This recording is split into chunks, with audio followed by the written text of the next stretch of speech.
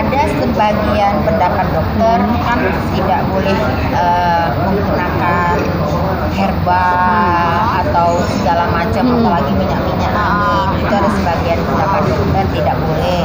Kenapa? Kan segala sesuatu itu pasti ada penyebab ya. Jadi dokter khawatir ketika kita menggunakan minyak angin itu kan, lupus ini kan kulitnya ada sensitifnya tinggi, beda dengan kulit pada orang normal. Nah, dikhawatirkan dokter itu ketika menggunakan minyak angin dan sebagainya akan terjadi alergi di kulit.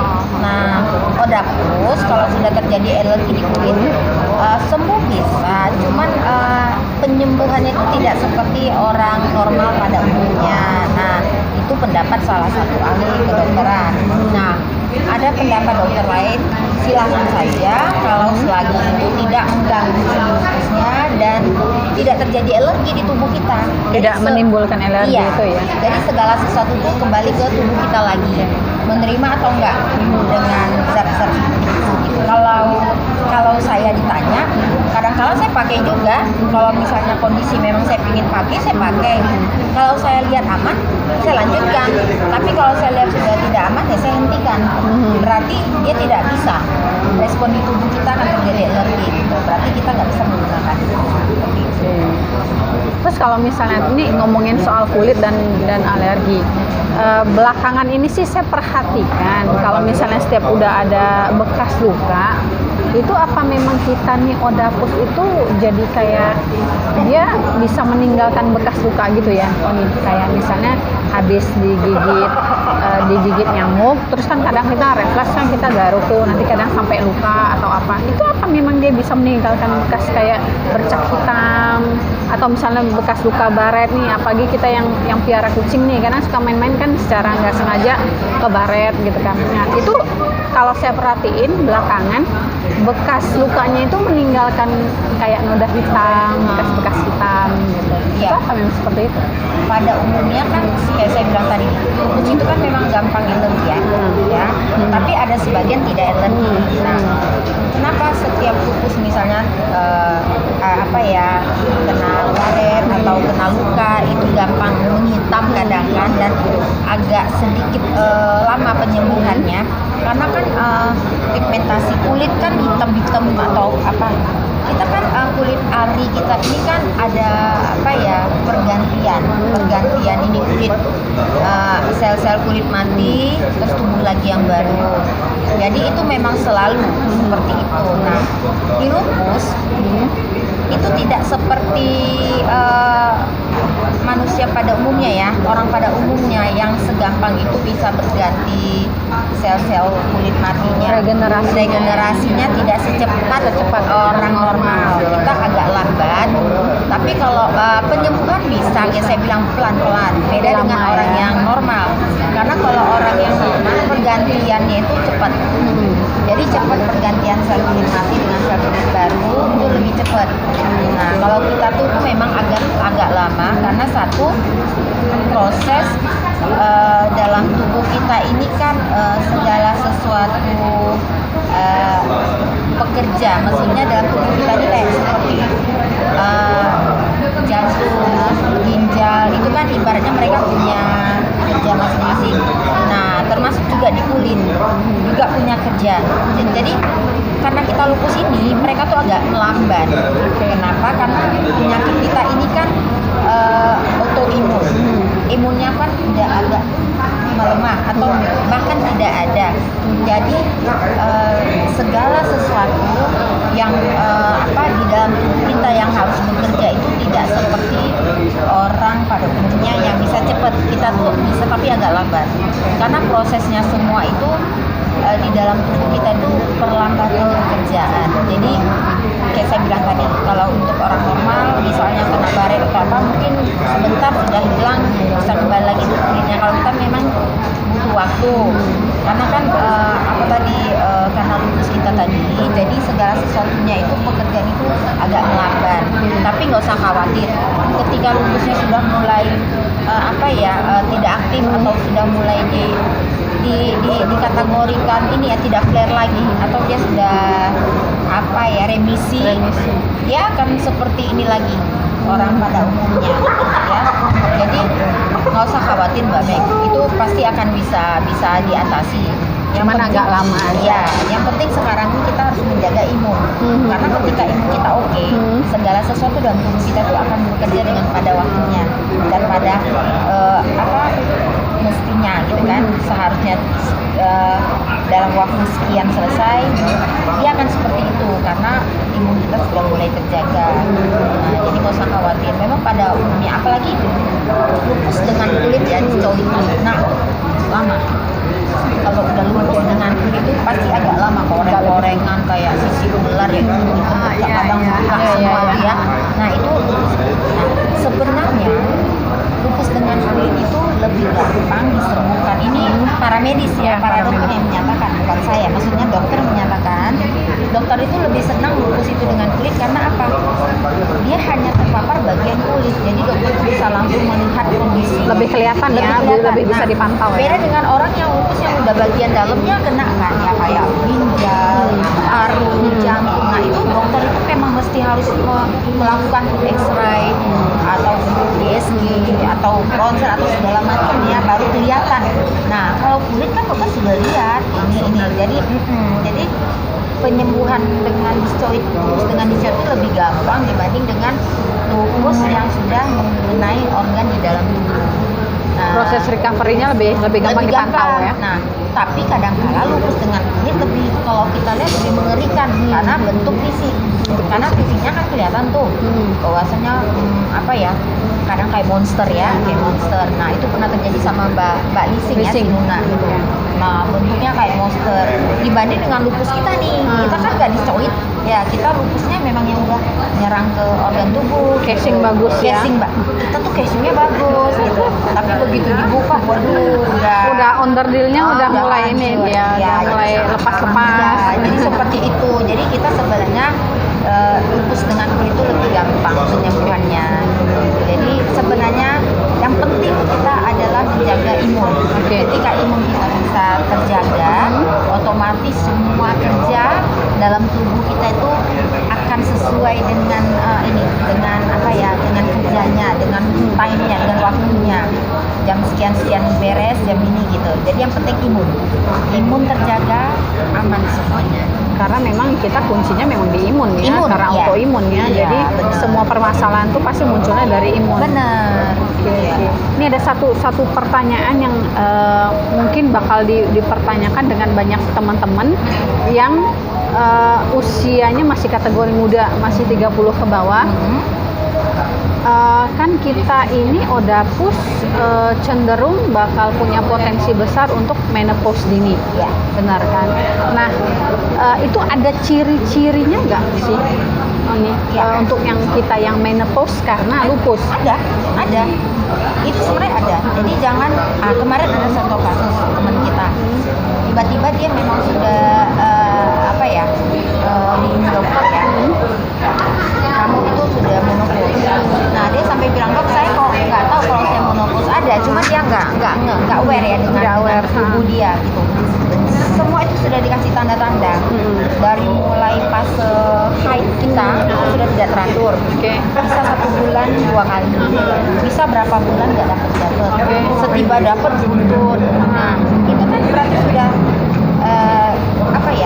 tidak sesuai dengan sirkulasi normalnya. Nah jadi itu harus diperhatikan. Kadang kita 4 bulan berturut-turut kita nggak halangan, terus kita suspek, ya kan? Ternyata tetap negatif. Nah aman kok, orang saya nggak hamil, dibiarin. Nah kita orang dengan lupus itu bagi wanita itu pasti selalu kenanya di menopause ini. Kenapa? Satu karena lupusnya, kedua obat-obatan yang kita minum. Side effect dari obat-obatan ya. Obat-obatan kita minum itu. Nah, jadi makanya kita harus perhatikan. Kita harus perhatikan terus bagaimana haid kita ya, halangan kita itu benar nggak, sesuai nggak dengan jadwalnya setiap bulan. Kalau setiap bulan tetap sesuai dengan seperti biasa, ya udah aman. Tapi kalau sudah mulai fase sebulan 2 kali, 3 bulan belum dapat, sekali kali di bulan keempat dapat 2 kali. Terus biasanya kita sesuai hari pertama agak sedikit, kedua mulai banyak, ketiga banyak, keempat banyak, 5 mulai sedikit, 6 sedikit, dan bahkan sampai ke 7 itu udah mulai bersih. Itu kan siklusnya normal, ya. Nah, kalau kita 3 hari udah bersih, tapi bercak-bercak. Nah, itu juga harus dikhawatirkan. Nah, Berarti itu tetap harus periksa ke dokter kandungan. periksa ke dokter kandungan, ke dokter obgyn, dan katakan kita udah pus. Nah, kebanyakan itu yang kita lost control. Nah, ada nggak ya obat untuk menembus ini supaya kita jangan sampai ke situ? Nah, kita datang ke dokter obgyn. Nah, dokter akan memberi obat-obatan supaya kita, karena kita ini menembus pada waktunya. Dipaksa menopause, iya, ya. kita dipaksa karena obat dan dipaksa karena lupusnya. Kalau menopause dini, kalau menopause memang waktunya itu kayak orang tua, Ya.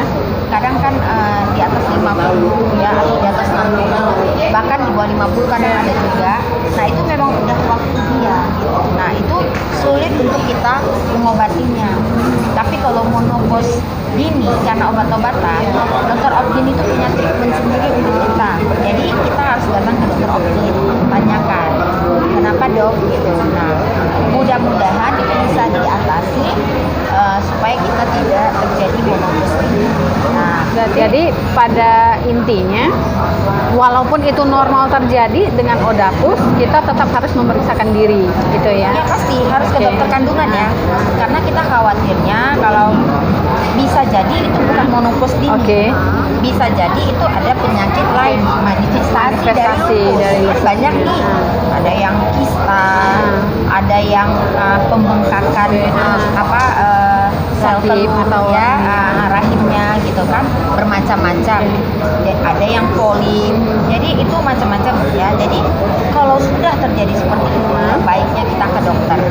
Kalau kita udah ke dokter obgyn, ya kan sudah tahu tuh, ya udah kita kan tenang, jadi kita bisa dapat pengobatan yang lebih lanjut sama dokter. Jadi udah bisa tahu ininya ya. Iya. Oke. Jadi kayaknya sih saya sudah harus melakukan pemeriksaan ke dokter kandungan, Iya. karena gejala-gejalanya udah seperti itu. Dan ya, memang kita kalau odapus ini nggak bisa cuman konsentrasi dengan satu dokter ya, tapi enggak. dengan banyak dokter, Iya, karena benar. banyaknya manifestasi Benar, kemana-mana ya. benar.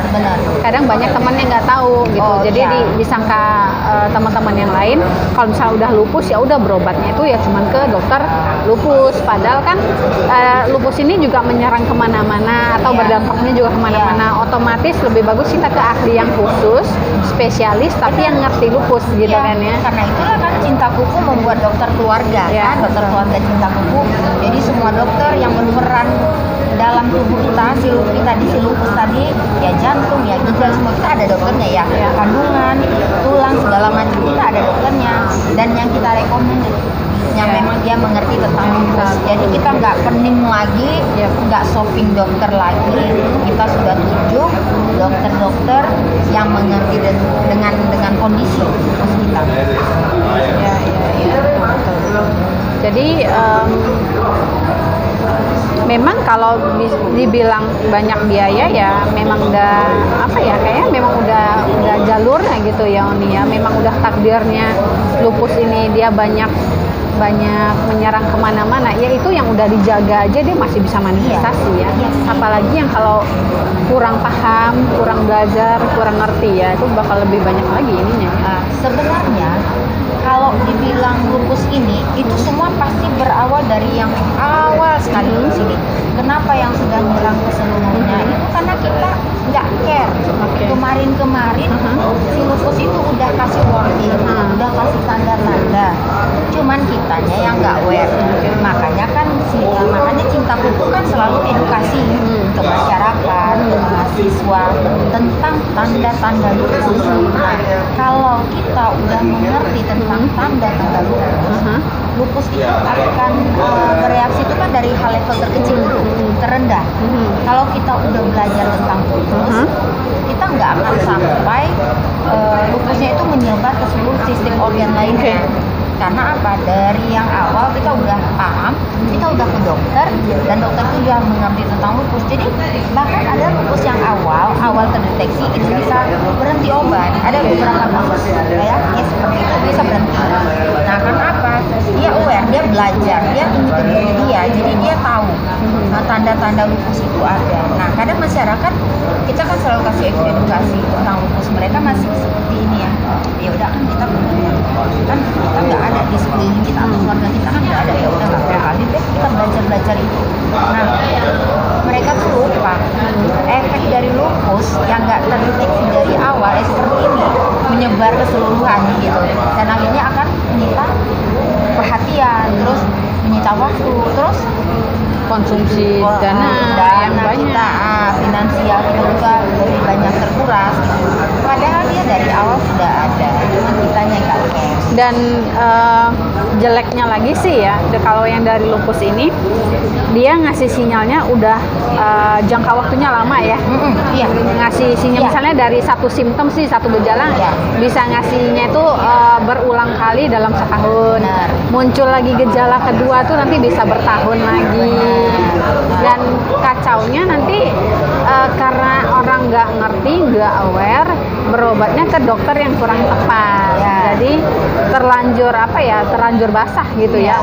Dia udah merambat kemana-mana. Jadi sebenarnya kalau untuk sekarang kan teknologi canggih. Kita misalnya ada merasa sesuatu daerah badan kita searching aja di Google. Iya. Tanya sama, kan di situ ada halo dokter, apa dokter, jawab kan segala macam ya di Google. Tanya aja, kan kita bisa lihat ciri-ciri saya apa gitu kan. Nanti kan dokter pasti di Google tuh kelihatan apa-apa. Nah, kalau kita lihat ada yang gimana, kita buka, misalnya kita kayak mengarah ke agak-agak lupus ya, kita buka lagi tuh.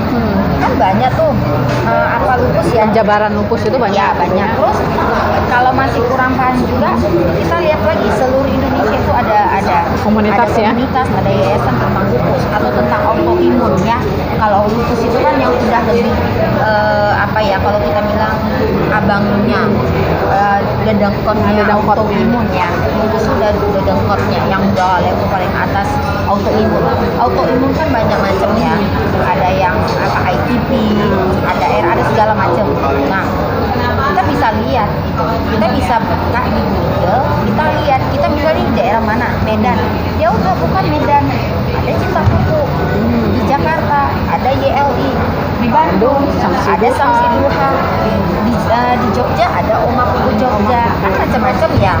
Jadi kita bisa lihat di daerah mana, di kota mana, kita tinggal cari kontak person, hubungi mereka gitu. Nah, sebenarnya sekarang sudah untuk seperti itu udah gampang, udah nggak sesulit dulu kita tinggal itu ada kontak person, kita hubungi. Media sosial banyak, Google juga banyak. Bener. Jadi jangan dibilang kita kekurangan informasi, saya nggak mau cari informasi, itu aja intinya, karena kita nggak mau cari tahu. Ada satu pengalaman menarik nih, cerita-cerita tentang mencari informasi. Jadi beberapa hari yang lalu ada satu teman, karena kebetulan habis kita posting kegiatan kita, terus dia WhatsApp, dia nanya, Ci, mau nanya dong gejala kayak begini. Nah, dia cerita itu adik iparnya itu dari yang tubuhnya berisi tiba-tiba semakin lama semakin turun drastis berat badannya, dan itu signifikan, bukan dalam jangka waktu yang panjang, tapi dalam jangka waktu pendek turun berat badannya itu terlalu drastis, terlalu signifikan. Akhirnya sama keluarga dibawa pergi ke Pineng untuk pengobatan. Katanya itu udah sempat muntah-muntah, nggak bisa makan. Dibawa ke sana, dilakukan pemeriksaan, dan ternyata hasil pemeriksaan itu tidak menunjukkan gejala ada gangguan pencernaan. Jadi nggak ada luka, nggak ada emah atau semuanya normal. Saya tanya hasil ininya apa, hasil labnya normal sih, makanya kita bingung. Tapi masalahnya dia udah semakin kurus kering katanya. Nah, setelah dia mulai kurus kering itu teman saya ini nanya, yang celakanya Ci, ini belakangan ini dia udah mulai kayak halusinasi katanya gitu kan. Dia mulai sering kayak marah-marah sendiri, terus nanti dia nangis sendiri. Kami pikir dia marah-marahnya itu karena dia sakit. Dia selalu bilang dia sakit, tapi waktu ditanya sakitnya di mana, dia nggak bisa bilang, dia nggak bisa deskripsikan sakitnya di mana. Dia cuma teriak-teriak dia sakit gitu. Terus Kalau untuk gejala di fisik sih dia nggak ada kayak bercak merah, itu nggak ada. Tapi gejala yang lain katanya dia katanya sih sering sariawan. Tapi dalam ya mungkin nggak tiap bulan, tapi dalam beberapa bulan tuh bolak-balik sariawan. Jadi langsung saya kasih buku kita yang ada gejala-gejala berapa ini kan, kalau misalnya ada 4 atau 5 gejala itu wajib cek.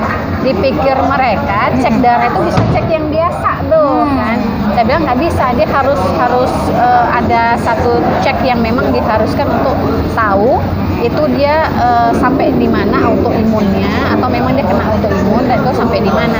Dan ternyata dari beberapa gejala yang saya kasih itu ada banyak dia dapat. Jadi saya harus bilang apa ini Ci, nanti saya takutnya dibilang saya ngada-ngada katanya, karena kan banyak yang bilang sampai kemarin sampai keluarganya udah mau bawa dia ke rumah sakit jiwa.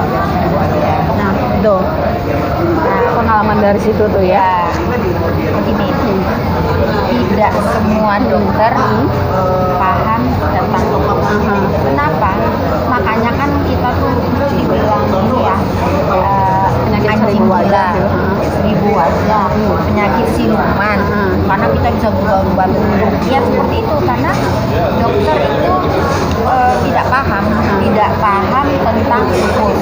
Nah lupus ini kan selalu orang bilang, oh itu kan harus ke penyakit dalam, atau kan itu ke dokter apa ya, darah, ya kan, terus ke dokter remato segala macam bla bla bla.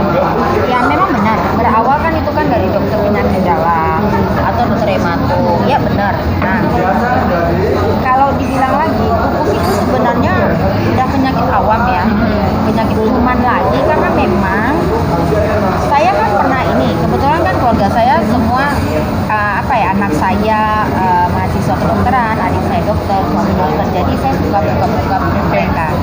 Nah emang benar kayak anak saya bilang, kita tuh di buku tuh cuma satu bab aja tentang lupus, dan saya baca itu memang sekulit ari ya, cuma hanya bilang lupusnya autoimun, yang ini bla bla bla, udah sekulit ari selesai gitu. Nah hanya 1 semester aja yang diajari. Nah sementara itu nggak bisa segampang itu dah. Nah makanya sekarang sudah banyak tuh dokter-dokter penyakit dalam mengambil bagian-bagian, iya, ke bagian lebih ke lupusnya, ke apa gitu kan. Dan sekarang sudah mulai banyak. Kalau yang dulu tuh agak sedikit concern dokter ke situ. Sekarang mungkin karena sudah marak-maraknya lupus jadi udah banyak. Nah mungkin dokter itu yang mungkin bisa jadi dia tidak paham tentang lupus, bisa jadi dia lihat ciri-cirinya nggak ada, jadi tidak perlu dikhawatirkan, jadi nggak perlu pemeriksaan lupus. Nah kalau dokter yang memang sudah jam terbangnya tinggi tentang lupus, dia pasti akan melakukan tes. Tes itu banyak ya, dari darah bisa, dari urin juga dia bisa, segala macam ya. Nah kalau dokter sudah tahu itu pasti dia tes darah. Darah itu bukan tes darah rutin. Kebanyakan orang kan tes darah rutin, nggak akan ketemu tuh penyakit lupusnya kalau darah rutin. Dia punya sendiri, dia harus tes DNA, itu harus ya, bisa boleh anak profil, boleh segala macam gitu kan. Kalau anak profil itu kan keseluruhannya bisa kelihatan kan. Nah dari DNA-nya itu kan bisa lihat lupusnya berapa banyak. Kalau kita di atas 100 berarti kan sudah mulai ada lupusnya, tapi kalau di bawah 100 kan berarti masih normal. Nah kalau dokter yang paham tentang lupus pasti akan disarankan untuk pemeriksaan darah. Nah di situ kelihatan tuh benar nggak dia lupus, ataukah dia hanya autoimun biasa, apakah dia ITP, karena kan kalau lupus itu kan yang di atas sekali ya. Nah itu kan kelihatan apakah dia lebih ke ITP-nya. Jadi kan ada beberapa macam autoimun. Nah jadi tergantung dokternya itu paham atau tidak. Nah gimana kalau misalnya si pasiennya sendiri tahu tentang lupus gitu, oh kalau dilihat gejala-gejala, ciri-ciri udah hampir keseluruhan ciri-ciri itu ada di diri dia. Nah dia melakukan tes sendiri dengan tes darah rutin kayak tadi, ya nggak ketemu darah rutin. Nah kalau dia merasa diri dia sudah ada semua tentang ciri-ciri lupus itu, dia wajib ke dokter. ya dia wajib ke dokter penyakit dalam atau ke dokter remato. Dia bilang, dok, kalau saya lihat ciri-ciri saya ini, saya udah lebih dominan ke autoimun. Gimana ya, dok, cara memastikan saya ini autoimun atau tidak, itu pemeriksaan apa ya, dok, yang harus saya lakukan? Boleh kita menyatakan seperti itu gitu, karena kan kita awam, kita nggak ngerti apa yang harus kita lakukan gitu kan. Nah, boleh kita bilang, karena saya udah lihat, dok, semua itu sudah ada di tubuh saya untuk ciri-ciri autoimun. Saya curiga, dok, ya, suspek ke sana. Suspeknya ke sana, tapi saya nggak tahu, dok, apa yang harus saya lakukan, pemeriksaan apa aja. Kita sebagai pasien, nah itulah yang dibilang pasien yang pinter, Kooperatif ya. kooperatif. Dia aware dengan tubuh dia sendiri gitu. Nah kita datang ke dokter. Nah dokter akan bilang, oh kalau kita datang ke dokter yang memang benar ya, tahu tentang hukum, pasti dia bilang, oke, kamu periksa ini. Saya mau lihat kamu benar nggak ke situ, berapa ribu atau gimana itu kamu lupus kamu gitu. Nah periksa. Nah di situ akan ketahuan kita lupus atau tidaknya. Jadi kita wajib dan kita punya hak untuk bicara sama dokter seperti itu, agar dokter bisa memberi apa aja yang harus kita lakukan untuk pemeriksaannya. Berarti memang ini ya. Terus berarti kalau misalnya ada ketemu satu teman atau keluarganya atau siapapun, lebih bagus kita rujuknya ke dokter apa? Ini reumatologi kan? Ya, kita boleh ke dokter reumatologi dulu kan. Nanti di dokter reumatologi itu akan dilakukan pengobatan. Nah, kalau di dalam pengobatan itu lupusnya itu tidak terlalu aktif dan tidak terlalu menyebar ke sistem organ yang lain, mungkin dokter reumatologi aja bisa mengcover. Tapi kalau sudah menyebar ke ginjal atau apa, dokter reumatologi itu akan bekerja sama dengan dokter yang organ-organ vitalnya tadi itu terkena, misalnya seperti jantung, ginjal ya itu. Nah dokter akan atau ke mata juga akan sering terjadi itu ya. Nah dokter akan merekom ke dokter yang dia rasa teman sejawatnya itu paham tentang lupus, atau kalau memang odapusnya itu memang di sekitaran Kota Medan, Cinta Buku punya dokter keluarga Cinta Buku yang kita rekomendasi ya untuk dokter itu. Oke. Ada lagi Cici yang mungkin mau ditanyain? Ya satu lagi, adik ini loh, kita udah positif bisa nggak pengaruhnya ke mata tiba-tiba kabur gitu? Ya, rata-rata odapus itu juga nyerang ke mata. Bahkan ada odapus itu mengakibatkan kebutaan. Dalam arti kata, kalau kebutaan menurut standar WHO itu 2 meter ya. 2 meter selebihnya udah nggak bisa kelihatan. Oke. Itu kebutaan standar WHO ya 2 meter. Nah, kadangkala buta dalam arti kata kita tuh kan kita yang sama sekali kita tidak bisa melihat gambar warna segala macam. Nah, kebutaan dalam lupus ini kita bisa melihat berbayang-bayang saja. Nah, ada kala yang buta sama sekali nggak bisa. Nah, dalam jarak ukur bisa sampai 2 meter atau nggak sampai 2 meter, 1 meter juga kita nggak kelihatan. Nah, kebutaan itu kan kalau standar WHO itu kan 2 meter. Nah, 2 meter itu kita nggak bisa melihat. Nah, jadi kebutaan ini bisa banyak artian. Bisa saja buta itu sama sekali gelap, hitam, ya kelihatan. Bisa jadi buta itu hanya berwarna bayangan, tapi tidak fokus dengan satu benda.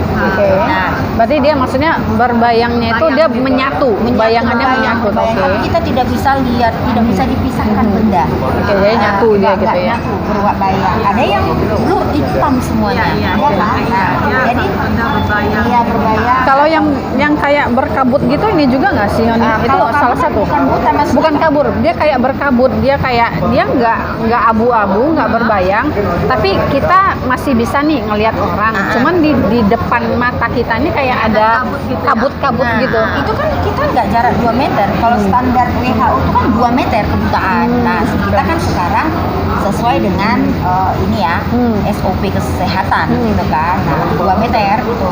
Jadi 2 meter itu. Nah, kalau dari dekat itu berbayang, tapi kita masih ada titik fokus, itu kita masih bisa melihat. Berarti itu kita rabun. Bisa jadi itu rabun dekat atau rabun jauh atau silendris. Nah, lupus rata-rata manifestasinya pasti ke Mata, banyak ya mata ya. Nah, lupus itu rata-rata pasti ke mata juga. Kabur, bisa juga dia silendris, bisa juga dia rabun jauh atau rabun dekat. Nah, bisa juga apa ya, kayak ada lensa kita yang kayak tertutup. Nah, kayak ayah lensa tertutup. Sampai kadang kita harus melakukan operasi mata. Bisa juga saraf mata kita sudah putus atau melemah, itu juga karena lupusnya. Ngefek bikin katarak bisa juga nggak sih? Bisa ya. bisa. Jadi nyebar udah. Nyebar. Makanya kita selalu ke dokter mata rutin. Lupus kalau udah misalnya penglihatan udah nggak nyaman, sudah mulai kabur-kabur, sudah mulai kadang suka setengah sudah mulai setengah matanya nggak enak. Nah, itu kita harus segera ke dokter mata untuk menghindari supaya jangan terlalu parah di mata. Karena ingat, mata ini yang sangat ini kita sekali untuk hidup kita. Krusial itu ya. Iya, benar. Jadi kita harus jaga, gunakan mata sebaik mungkin. Jangan sampai mata kita tuh sarafnya ada yang putus atau harus melakukan operasi. Sebenarnya sinyal di mata itu sudah memberi tanda ke kita kalau kondisinya itu sudah mulai nggak baik. Cuman lagi tadi kita nggak aware aja. Ada yang nggak aware, ada yang nggak peduli. Benar, gitu ya. ingat kita lupus. Segala sesuatu ada yang terjadi di seluruh tubuh kita harus berhati-hati. Dan kalau kita nggak paham, langsung ke dokter, tanyakan. Apalagi mata. Jadi kita khawatir mengakibatkan kebutaan. Kebutaan tadi itu bukan yang 100% hitam gelap, tapi itu tadi sudah tidak ada fokus warna. Jadi sudah tidak bisa kita membedakan satu fokus ini itu tidak ada. Jadi pecah semua. Nah, makanya apalagi kalau sudah saraf mata putus, kita harus melakukan operasi mata. Nah, makanya itu kalau sudah mulai mata nggak nyaman, sebaiknya kita ke dokter mata dan menyatakan bahwasanya kita odapus. Kalau kita nggak bilang kita odapus, emangnya dokter tahu kita tuh odapus? Apalagi odapus dengan kondisi casingnya, maksudnya tubuhnya baik dan tidak ada tanda-tanda ke odapusnya. Kasih tahu kita odapus supaya dokter itu lebih Treatmentnya mungkin beda ya. treatment berbeda. Jadi lebih oh iya kamu itu seperti ini karena lupus gitu. Kalau kita nggak bilang kita lupus, jadi dokter merasa kita tuh seperti manusia normal pada umumnya. Jadi seperti itu. Untung kita ada kerja sama dengan SMAC ya. Oh iya, kita ada Jadi kerja sama dengan untuk teman-teman yang udah punya member Cinta Kuku itu kita bisa pemeriksaan ke Rumah Sakit Sumatera Eye Center. Ya. Itu ada diskon 10%. Nah, jadi apa sih yang nggak kita buat untuk anggota ya? Jadi kita buat ini ya karena kita tahu lupus banyak ngasih efek ke mata. Jadi kita kerjasama dengan SMAC supaya bisa memberikan feedback ataupun kemudahan buat teman-teman. Nah, berarti itu lumayan juga ya kalau misalnya kena ke mata. Mata krusial ya, kita kegiatan semua pakai mata ya.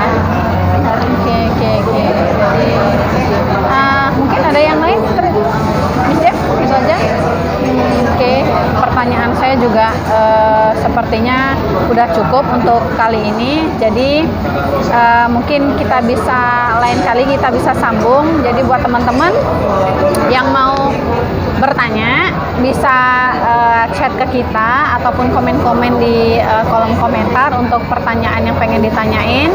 Next time kita bisa ada Q&A lagi, kita akan jawabin semua pertanyaan-pertanyaan. Jadi supaya bisa lebih aware dengan lupusnya, juga supaya bisa lebih waspada dan menjaga. Jadi mungkin cukup sampai di sini dulu. Kita ketemu lagi lain waktu. Jangan lupa di subscribe dan di like juga. Jadi sampai di sini dulu.